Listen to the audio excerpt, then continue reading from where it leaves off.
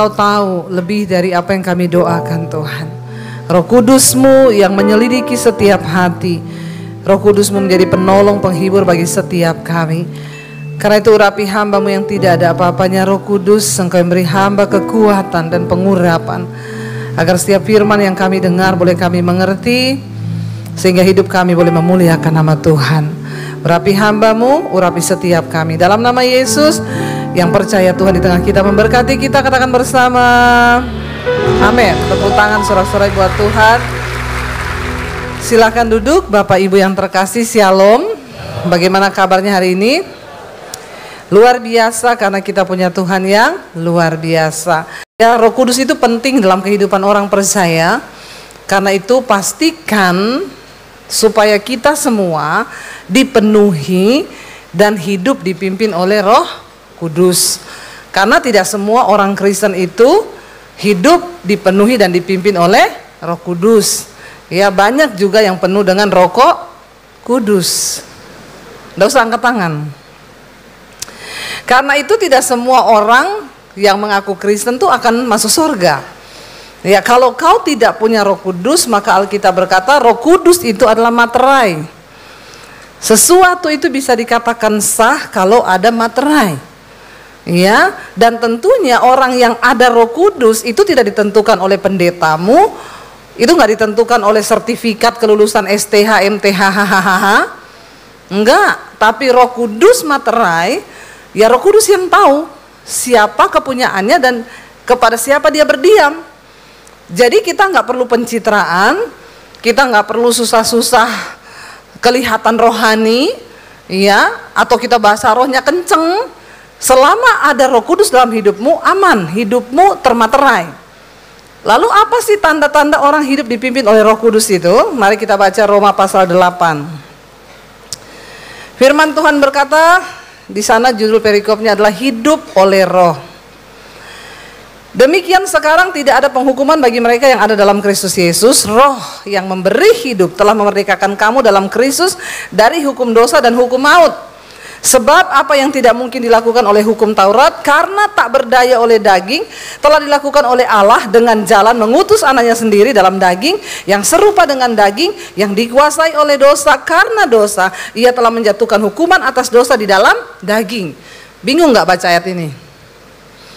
Artinya apa saudara? Tidak ada seorang pun bisa selamat karena melakukan hukum Taurat. Dan semua orang pasti gak mampu. Karena hukum Taurat mata ganti mata, gigi ganti gigi. Daging ini nggak berdaya. Manusia sudah jatuh dalam dosa. Nggak ada orang yang bisa sempurna melakukan hukum Taurat. Makanya dikatakan Yesus datang untuk menebus kita, supaya mematahkan ya kutuk hukum Taurat atas kita, sehingga kita ini bisa menerima karunia keselamatan, dijatuhkan dalam daging.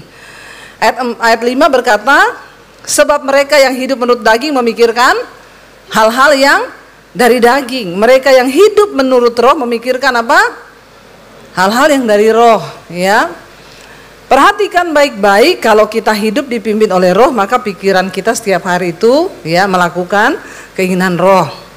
Tapi kalau kita hidup dipimpin daging, maka setiap hari pikiran kita memikirkan hal-hal yang dari daging. Ya, apa itu hal-hal yang dari daging, saudara? Ya, ada yang tahu? Salah satu saja contoh keinginan daging. Angkat tangan kalau ada yang tahu. Nggak usah takut. Kalau benar tidak dapat sepeda.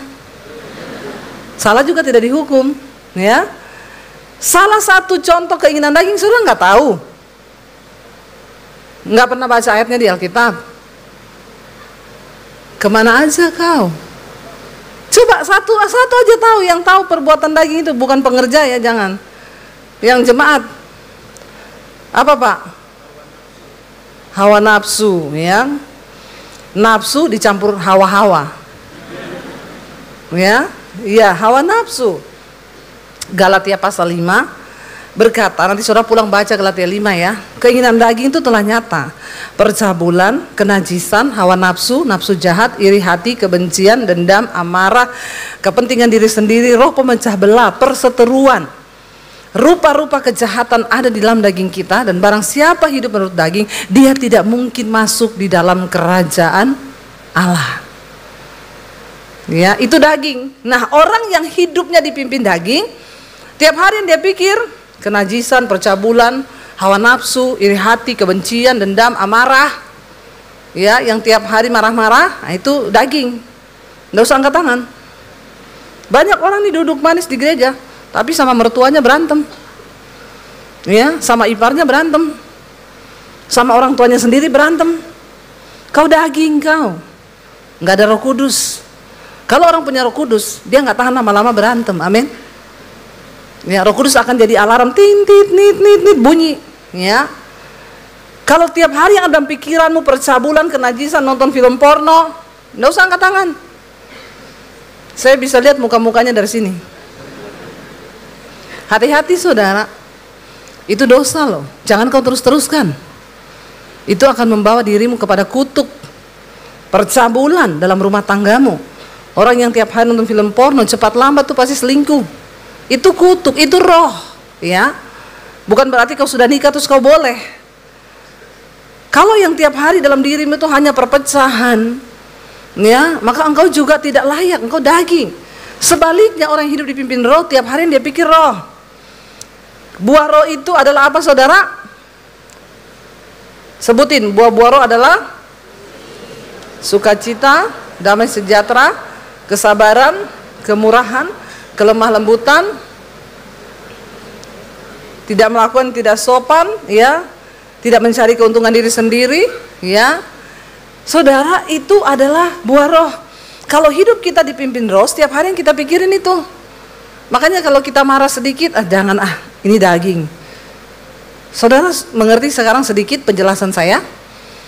Ya, jadi ini menjadi awas-awas buat kita ya, supaya kita ini hidup berkenan. Baca ayat 5 dengan suara yang keras, ayat yang kelima, 1, 2, 3. Sebab mereka yang hidup menurut daging memikirkan hal-hal yang dari daging, mereka yang hidup menurut roh memikirkan hal-hal yang dari roh. 6. Keinginan daging adalah maut, tetapi keinginan roh adalah hidup dan damai sejahtera. Ya, ini loh salah satu buah roh yang paling utama dalam hidup manusia itu damai sejahtera. Kalau saudara, kuncinya orang dipenuhi Roh Kudus itu kita lihat dari apanya? Bukan dari bahasa rohnya. Ya,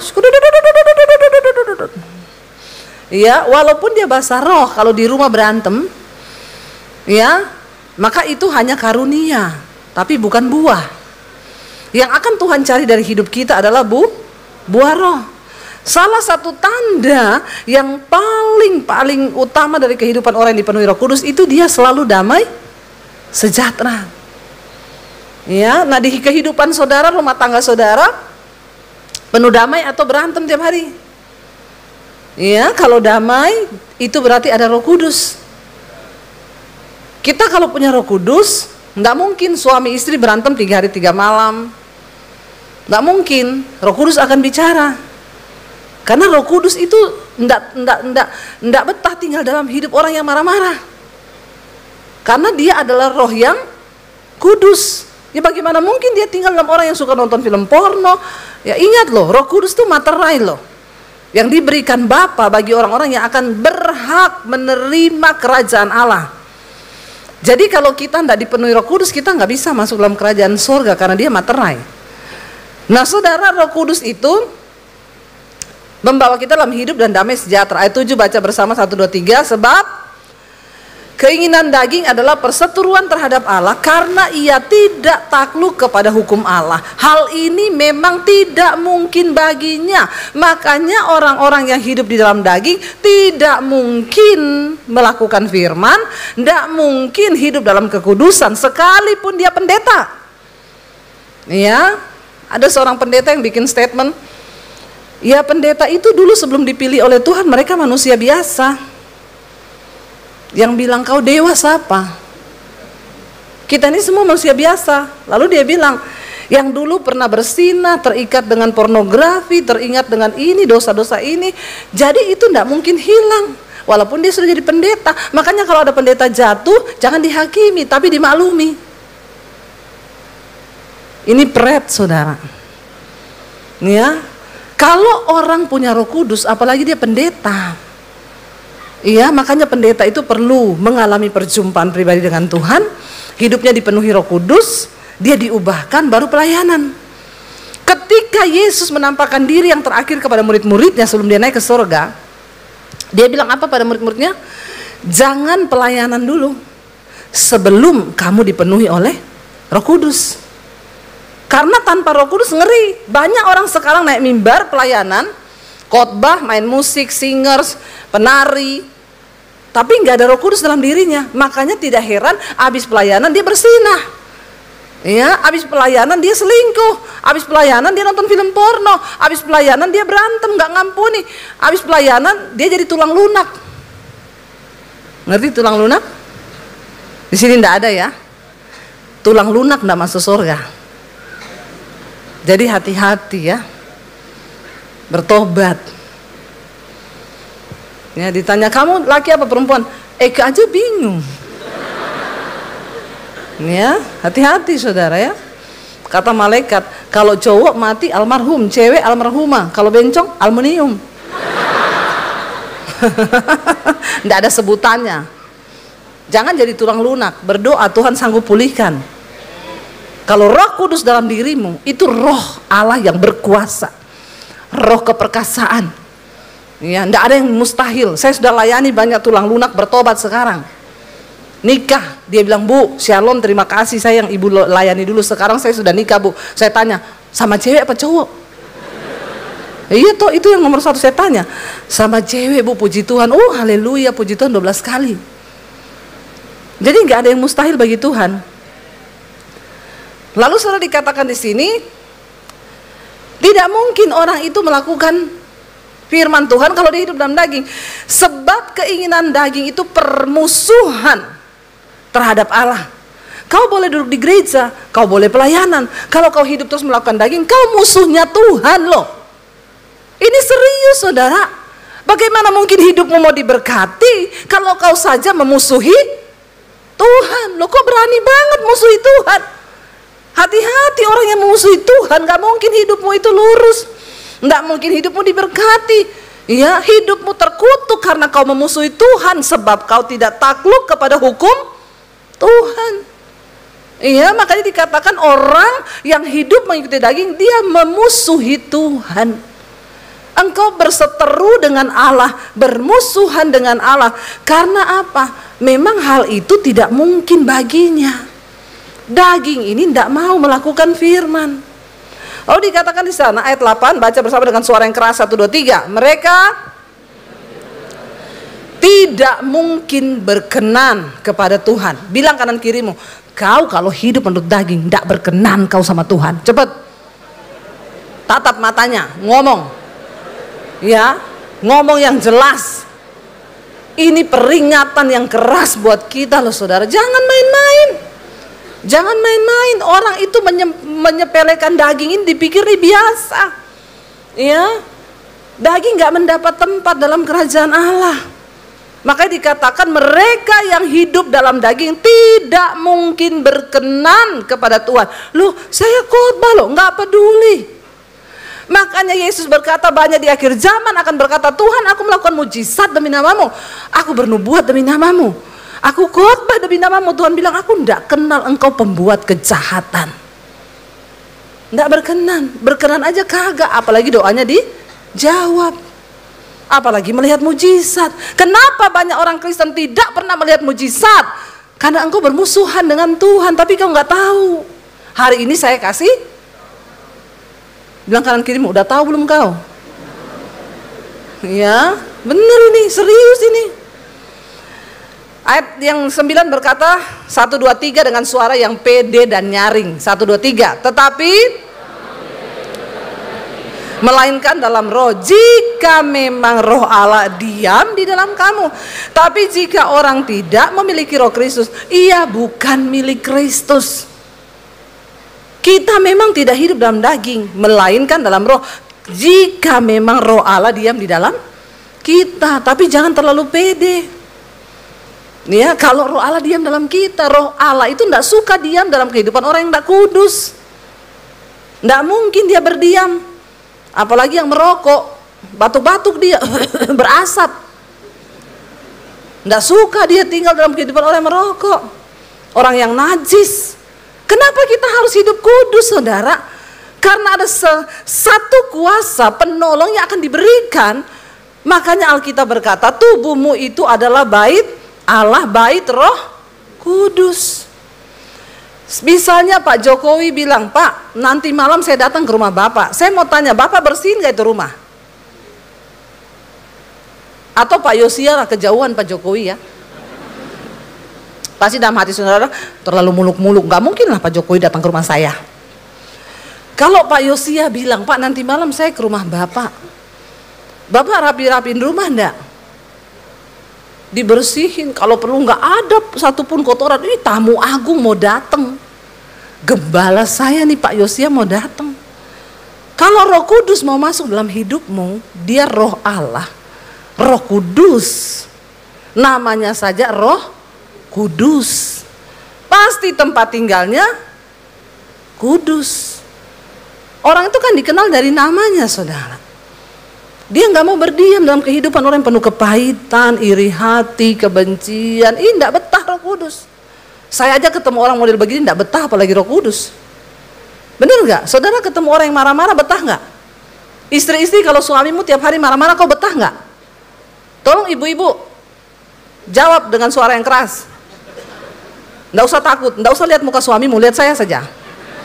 Kalau suamimu tiap hari marah-marah, kau betah nggak di rumah? Pengen pergi nggak? Bertobat. Ya, hadapi suamimu yang itu salahmu, kau pilih dia. Ya, tapi jangan kau pergi ke dapur bikin kopi kasih sianida.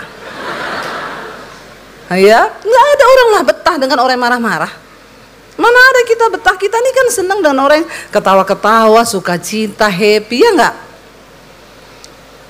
Dikatakan kalau memang Roh Kristus ada dalam dirimu, kau milik Kristus. Tapi orang yang tidak memiliki Roh Kristus bukan milik Kristus. Kita nggak punya Roh Allah, kita bukan milik Tuhan loh. Nggak mungkin dijemput pada hari Tuhan datang kemudian. Makanya Tuhan aku ibadah di NDC loh, tiap minggu aku datang loh. Waktu itu Bu Debbie yang khotbah, Tuhan bilang, tapi kau tidak dengar khotbahnya toh. Kau dengar tapi kau tidak masukin ke dalam hati. Iya loh saudara. Ayat yang ke-10, baca 1, 2, 3. Tapi jika Kristus ada dalam kamu, maka tubuh memang mati karena dosa, tapi roh adalah kehidupan oleh karena kebenaran. Tubuh kita ini sudah mati karena semua kita sudah jatuh di dalam kutuk dosa. Tetapi roh kita dihidupkan kembali lewat kematian Kristus, dan roh ini akan memimpin kita ke dalam segala kebenaran. Jadi begitu saudara, kalau ada Roh Kudus, dia memberi kehidupan kepada kita oleh karena kebenaran. Nah kalau nggak ada kebenaran dalam diri kita, yo sama aja kita berarti mati lagi, karena masih daging. Lalu ayat 11, baca bersama 1, 2, 3. Dan jika roh dia yang telah membangkitkan Yesus dari antara orang mati diam di dalam kamu, maka ia yang telah membangkitkan Kristus Yesus dari antara orang mati akan menghidupkan juga tubuhmu yang fana itu oleh rohnya yang diam di dalam kamu. Tubuh kita ini tadinya mati karena dosa. Tapi karena kalau ada Roh Kudus, roh yang membangkitkan Kristus dari kematian, ini roh kehidupan. Kalau dia ada dalam hidupmu, dia akan menghidupkan kembali tubuhmu yang tadinya kau serahkan untuk kepentingan dosa. Setelah kau mengenal Kristus, makanya ada firman Tuhan yang berkata, jangan lagi engkau menyerahkan anggota-anggota tubuhmu sebagai senjata-senjata kelaliman untuk dipakai melakukan dosa, tapi serahkanlah tubuhmu sebagai orang-orang yang dahulunya mati, tapi telah ditebus untuk menjadi senjata-senjata kebenaran. Contoh, saya dulu sebelum bertobat tidak kenal Yesus, mulut saya ini saya pakai untuk memaki-maki orang. Iya, ya. Saya pakai untuk membenci orang, saya pakai untuk menggosipkan orang. Iya, tangan saya ini saya pakai untuk melakukan dosa, pukul orang, curi barangnya orang. Kaki saya pakai untuk melakukan dosa, pergi ke tempat naik klub, ke dugem. Tapi ketika saya berjumpa dengan Tuhan Yesus, saya menerima dia sebagai Tuhan dan Juru Selamat, saya mempersilahkan Roh Kudus mengambil alih hidup saya. Saya menyerahkan anggota-anggota tubuh saya. Sekarang mulut saya pakai untuk memberitakan firman Tuhan. Udah nggak bisa keluar maki-makian dari sini, nggak bisa. Karena ada Roh Kudus yang menguasai. Nggak betah marah lama-lama itu, nggak betah. Alarm sini bunyi terus, nit nit nit. Kalau pintu mobil saudara kebuka, nggak kekunci, bunyi kan alarmnya. Dia baru berhenti ketika saudara tutup, kan? Roh Kudus begitu, waktu kau marah, dia bunyi terus alarmnya, maka kita nggak sejahtera. Aduh, ini kenapa ya? Roh Kudus ngomong, kamu tuh marah tadi sama suamimu loh. Dalam nama Yesus, ya sana berbaikan supaya alarm ini tidak bunyi terus. Nanti kita pergi abaikan, bunyi terus, nit nit nit nit nit. Saya mau pelayanan, kalau saya lagi jengkel sama suami, saya berangkat kadang ya, dulu kita pelayanan sendiri-sendiri. Ya udah saya berangkat dulu pelayanan, lagi jengkel nih. Duduk di gereja mau khotbah, Roh Kudus nyala, nit nit nit nit nit, mau khotbah, lu nggak layak lo kamu. Kamu tadi marah lo sama suamimu. Ya, saya WA suami saya, sorry ya, tadi aku marah sama kamu, aku nih mau khotbah, ampuni ya. Dia kadang balas, biasa aja keles. Tapi Roh Kudus bunyi. Hati-hati sudah, kita harus bisa membedakan loh. Ya, mana suara setan, mana suara Roh Kudus. Setelah saya bereskan, suami saya udah balas begitu, baru saya alarmnya mati. Loh, nggak usah gitu ya, saya ini disuruh kasih uang sama orang. Saya nggak lakukan nih, bunyi terus alarm itu. Saya tahan sebulan, bunyi terus dia. Itu yang Rasul Paulus bilang, aku ini tawanan roh. Saya pernah saudara dapat suara Tuhan, Roh Kudus ngomong, kamu harus beliin mobil pendeta itu. Saya tengking langsung, dalam nama Yesus. Ini pasti setan. Setan, memang setan. Ya, saya usir jauh-jauh, itu suara kan nggak ada yang dengar, cuma saya loh. 1 minggu bunyi terus alarmnya, nit nit nit nit nit. Aduh, saya gelisah saudara. Kan nggak ada yang tahu loh, cuma saya loh yang dengar suara itu. Saya tengking terus, dalam nama Yesus, dalam nama Yesus, dalam nama Yesus. Ya, jelas lagi. Kamu harus beliin pendeta itu mobil yang sama kayak punyanya wakil gembalanya. Saya cek harganya 425 juta. Ini saya bersaksi sama saudara. Ya, tapi kalau didengar khotbah saya ini sama orang-orang yang hatinya perlu iri dengki, diangkat lalu gini, halu. Pendeta halu, padahal yang saya kasih mobil itu benar-benar ada. Orang kalau hatinya penuh kebencian itu semua difitnah saudara. Ya. Lalu akhirnya saya nggak betah, berbulan-bulan saya tengking itu suara, alarmnya bunyi terus. Akhirnya saya bilang begini, oke Tuhan, kalau ini memang suaramu, saya minta peneguhan sama suami saya. Kalau suami saya bilang iya, berarti itu suaramu. Tapi kalau suami saya bilang tidak, berarti setan. Saya tahu suami saya ini bukan pelit, tapi perhitungan. Beda ya, beda antara pelit sama perhitungan. Kadang saya nabur ke gereja-gereja di desa, kalau agak banyak dia tegur, nggak usah banyak-banyak lah. Kok banyak banget lah, itu yang Tuhan taruh, ya wes nih Tuhan taruh. Ini 425 juta. Menurut saudara besar nggak? Kecil? Besar. Dan saya ini bukan orang kaya yang punya uang puluhan miliar. Tapi saya mau taat sama suara Roh Kudus. Saya tanya sama suami saya, aku dapat suara kayak gini loh. Kita harus beliin mobil pendeta itu gini. Dia diam 1000 bahasa. Dalam hati saya, tolak dong. Lo jujur, pendeta juga manusia, punya rasa, punya hati. Jangan samakan dengan pisau belati. Ya, lalu suami saya diam 1000 bahasa. Bilang, kenapa kau diam? Ngomong. Saya ini nggak enak loh. Sudah ada 2 bulan nih saya tengking ini alarmnya bunyi terus. Suami saya gini, kamu tahu ndak? Aku sudah dari bulan Januari disuruh. Oh my. Iya, dan itu saya dapat suaranya bulan Juni tahun lalu. Ternyata dia dari Januari Tuhan sudah ngomong.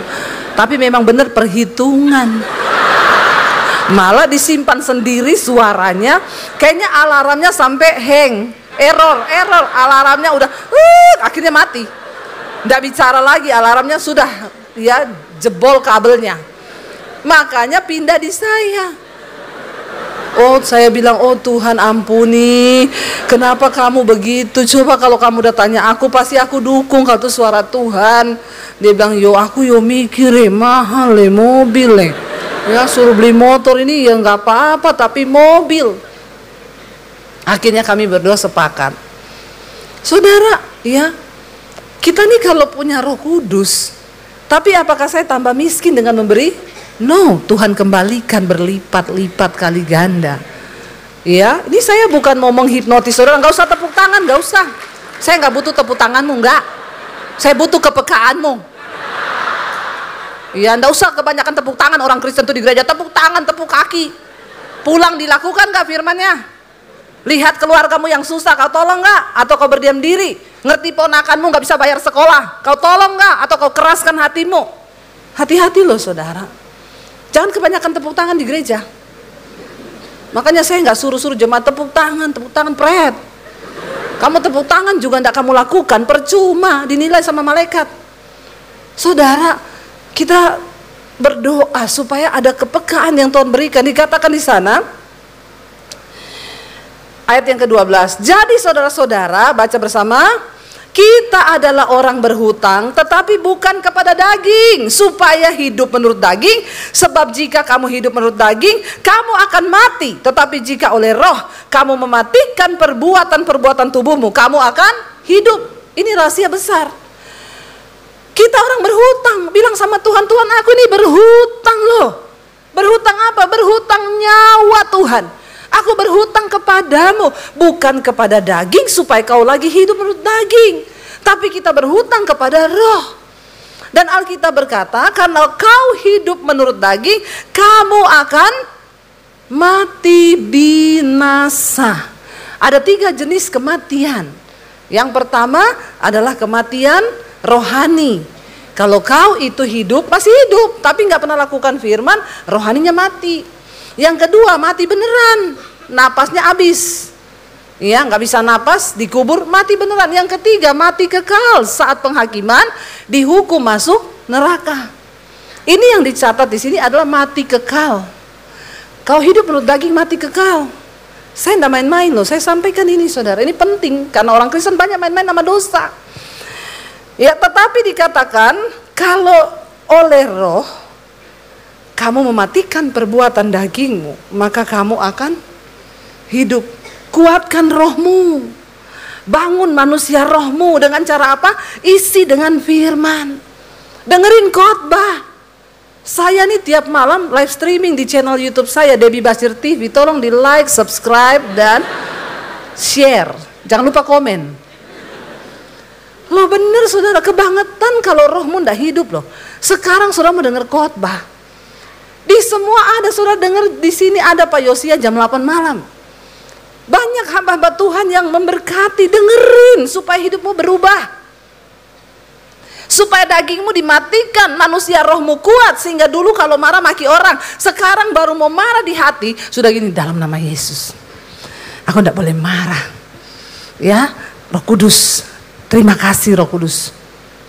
Akan jadi seperti itu. Makanya saya sekarang mendengar kesaksian orang-orang, Bu, sejak dengar khotbahnya Bu Debbie, sejak saya ikuti semua firman yang Ibu sampaikan, saya diubahkan. Dulu emosian, marah-marah, sampai berantem sama suami. Sekarang Bu sabar, tiap hari nyanyi. Wih, kalau istri semua begitu, apa enggak gaji dari suami naik? Coba ibu-ibu, ya. Kalau bapak-bapak juga berubah. Kenapa? Karena kalau roh kita kasih makan, roh ini kuat. Kita nggak terhisap oleh keinginan daging terus. Lalu dikatakan semua orang yang dipimpin oleh Roh Allah adalah anak Allah. Hanya orang yang dipimpin oleh Roh Allah yang anak Allah. Kalau kau Kristen tapi hidupmu tidak dipimpin oleh Roh Allah, malah roh halus, kau bukan anak Allah. Ya, yang dipimpin loh. Dipimpin, tiap hari hidupnya dipimpin, jalan ke kanan, kasih itu orang duit, kasih duit, jangan marah-marah, jangan marah-marah, dipimpin oleh Roh Kudus ini. Kamu simpan kepahitan sama mertuamu, sekarang kau pergi berdamai. Iya Roh Kudus, amin. Datang ke rumah mertua bawa duren. Ternyata mertuanya darah tinggi. Lalu mertuanya bilang, kau mau matikan saya? Aduh. Jadi kenali dulu siapa mertuamu, apa yang dia mau, ya. Gak usah beli-beli macam-macam lah. Kasih amplop aja. Ya kan? Mertua sayang kalau menantu itu sering-sering kasih.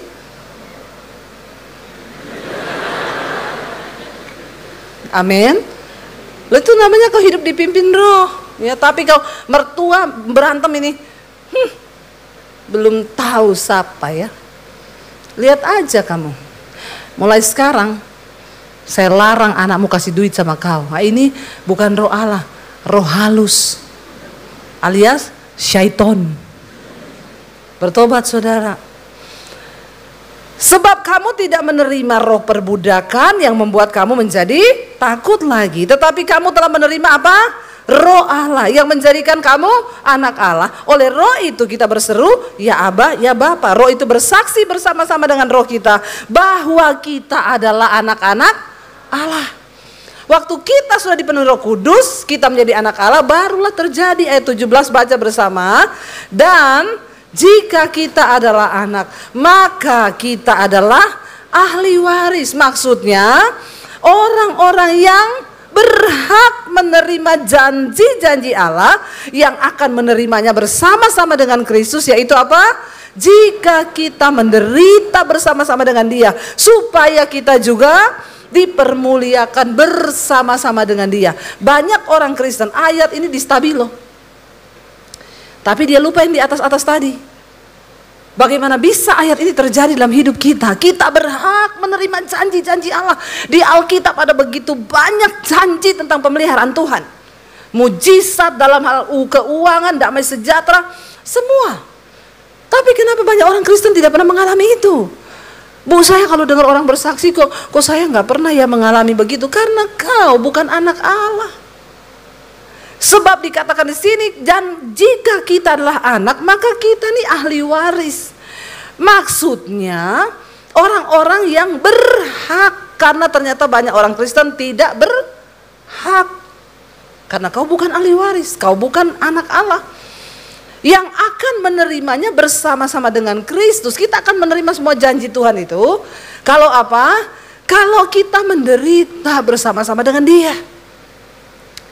Kristus mati di atas kayu salib menjatuhkan hukum atas daging. Kita tidak perlu disalib lagi. Kita nggak perlu disalib, saudara, digantung disalib gitu. No. Tapi kau harus menjatuhkan hukuman atas daging. Waktu daging bilang marah saja, enggak, aku enggak mau marah, aku mau mengampuni. Itu kau sedang menyalibkan dagingmu. Waktu kau benci orang, lalu ada suara yang bilang benci saja, itu kan daging. Enggak, aku mau mengampuni. Itu kau sedang menyalibkan dagingmu. Mari belajar, saudara. Ya, saya tutup dengan satu kesaksian. Cepat aja ini, Mas, itu jam tambah 10 menit, Mas. Kenapa itu sudah habis ya? Saudara, saya tuh kemarin nih loh baru mengalami masalah. Dari bulan Februari, singkat cerita, ada seorang ngangkat foto saya, bukan foto saya, dia ngangkat satu foto lalu dia tulis dengan caption begini. Ya, orang-orang ini kenal sama Debbie Basir. Debbie Basir itu penipu, pendusta. Dia berbohong dengan kesaksian hidupnya. Dia itu dari kecil Kristen dan dia tidak pernah diusir oleh keluarganya, tapi dia mengaku-ngaku diusir hanya untuk mendapatkan uang dari pelayanan. Saya di komen semua ratusan orang yang sakit jiwa komen di situ. Saya berharap saudara tidak sakit jiwa ya. Kalau ada orang begitu, klarifikasi dulu. Jangan ikut-ikut terprovokasi. Oh iya tuh makanya ya saya juga duga ini orangnya gini-gini. Semua saudara. Lalu saya di-tag orang, Ibu Debbie Basir tolong klarifikasi ini benar enggak. Saya masuk, ini tidak benar. Kalau saya penipu, maaf ya, saya punya keluarga. Saya punya teman sekolah, SD, SMP, SMA. Tanya aja sama mereka, dulu saya itu bagaimana. Saya sekolah itu agamanya apa? Tanya, kan ada faktanya. Yang kedua, saya bilang jangan sembarang ya Pak, karena semua itu ada hukumnya. Ya, kalau ini diterus-terusin jadi masalah.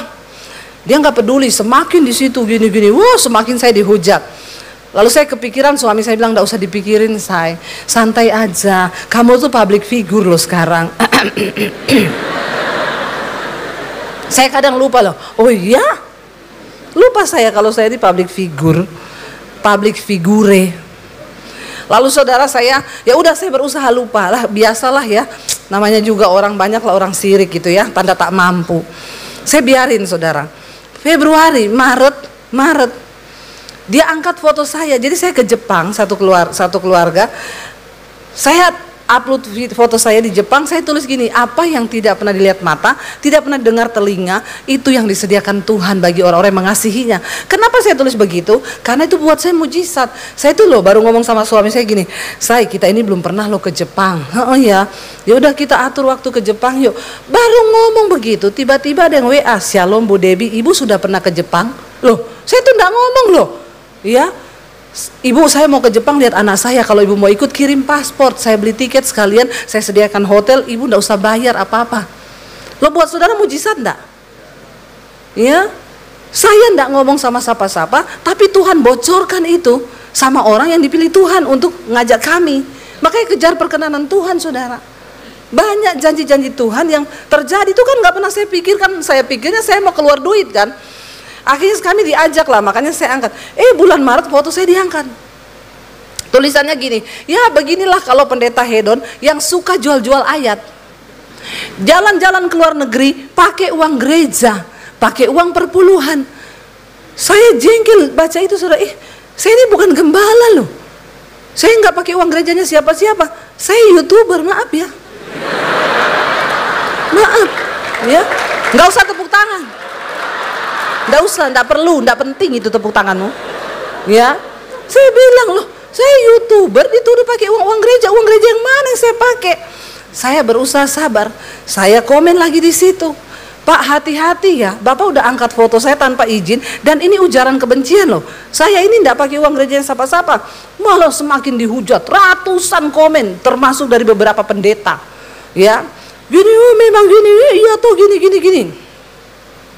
Akhirnya saya komen, "Pak, semua itu ada hukum ya. Ingat sekarang ada pasal, saya kasih pasal undang-undang ITE-nya. Ya, kalau kau pencemaran nama baik, 6 tahun penjara, denda 1 M. Nggak digubris malah, iya kan, pendeta kadrun. Begitu di gini, mau melaporkan orang ke polisi. Aduh, ya saya sabar saudara, sabar. Dihujat lagi ratusan komen di situ. Saya nggak bisa tidur kalau malam. Jam 2 malam saya belum tidur. Suami saya gini, "Saya tidur loh, besok kita pelayanan. Jangan sampai kamu sakit loh. Nggak usah kau gubris." Dia tidur biar ada fitnahan, ada apa, suami saya ini tidur. Tidur dia, nyenyak ya. Beda memang orang Solo sama Solosi. Ya, tidur. Sampai kadang saya bilang, "Aku nggak bisa, saya orang ini tuh maunya apa ya?" Saudara tahu, setiap malam saya doain orang itu. Saya sebut namanya karena Alkitab suruh begitu toh. "Tuhan, aku berkati orang ini dalam nama Yesus. Apa maunya dia Tuhan? Tolong Tuhan masalah ini." Karena semakin banyak. Suami saya itu setiap malam itu loh, "Saya tidur rendah Isa, kosongkan pikiranmu." Saya itu mau sedih atau mau menangis. Suami saya bilang, "Kosongkan pikiranmu." Tuhan Yesus ya. Kalau saudara mau belajar mengosongkan pikiran, hubungi suami saya ya. Dalam hati saya, gila aku saya kalau kosongkan pikiran, gila. Kau mau saya gini. Bagaimana cara kosongkan pikiran? Coba saudara, ya ndak bisa toh. Ya memang aduh saya tuh bingung ya. Dia ngorok, saya ndak tidur lagi. Akhirnya saudara ya udah, ini singkat cerita ya. Lalu saya biarin tuh dari Mei kan, dari Maret saya biarin, Maret, April, Mei saya lagi pelayanan di Palu. Ada orang kirim screenshot, "Bu, Ibu kenal orang ini?" Dia lagi. "Kenapa Bu?" "Nih dia inbox saya. Kata-katanya jangan percaya Debbie Basir itu pembohong, penipu. Gini. Wah, ini sudah nyerang pribadi. Saya tanya sama suami, "Ini gimana saya?" Dia bilang, "Ya udah, ini sudah enggak benar loh, kita lapor polisi aja." Saya telepon teman saya polisi, "Pak, kayak begini," saya fotoin semua. "Ini bisa diperkarakan?" "Bisa Bu, sangat bisa. Ini kena pasalnya berlapis, pencemaran nama baik, perbuatan tidak menyenangkan, ini semua ada hukumnya." Hati-hati saudara, ngupload foto. Kalau saudara tidak izin orang dan orang merasa itu dia tidak senang, dia bisa lapor saudara. Jangan upload foto saya gendut, saya bisa lapor saudara. Karena itu perbuatan tidak menyenangkan. Kadang jemaat minta foto sama saya, dia upload foto, dia cantik, saya begini. Saya itu tidak menyenangkan loh ya. Kau cantik tuh saya jelek, hati-hati sekarang. Apalagi saya kelihatan gendut banget, dia langsing. Oh ini bahaya saudara, ada hukum pidana loh. Akhirnya teman saya bilang gini, Bu, ibu mau lapor, itu berarti di penjara. Tapi kalau ibu mau berdamai, bikin pengaduan saja. Akhirnya kami mengadukan lah. Saya cuma minta 2 syarat. Kalau orang ini mau kapok, dia bertobat, kami ampuni. 1 syaratnya, dia harus hapus semua ujaran kebencian di Facebooknya terhadap semua pendeta, karena ada banyak pendeta di situ. Ya turunin semua, termasuk tokoh-tokoh agama yang lain, diangkat juga sama dia, turunin. Yang kedua, saya minta kamu bikin video klarifikasi. Saya sudah menyakiti Ibu Debbie Basir, memfitnah dia gini. Udah akhirnya dipanggil sama polisi, singkat cerita, dia upload video. Ya, uploadnya begini. Tanggal sekian saya ada upload foto Ibu Debbie sekeluarga tanpa izin Ibu Debbie, sehingga saya ini dituntut.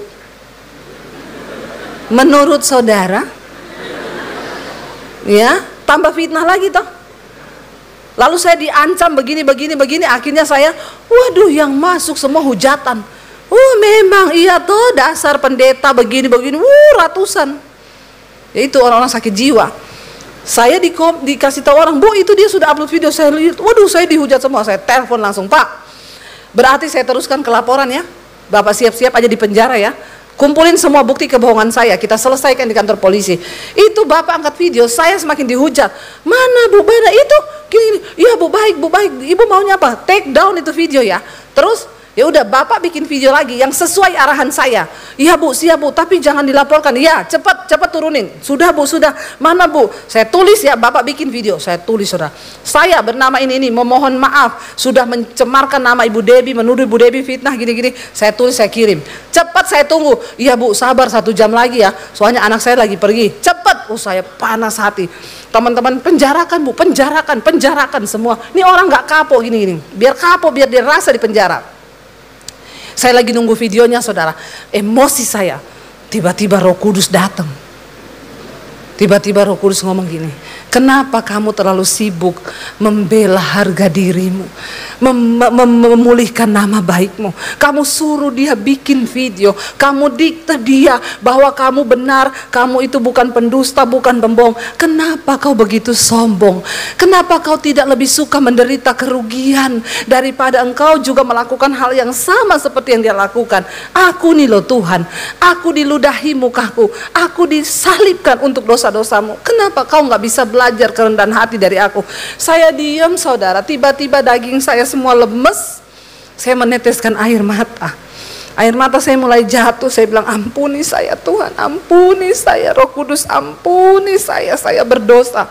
Saya langsung ambil HP, saya telepon dia, saya bilang, Pak, saya mau minta maaf sama Bapak. Saya salah Pak, saya sombong, saya angkuh, saya suruh Bapak begini, saya mohon maaf Pak.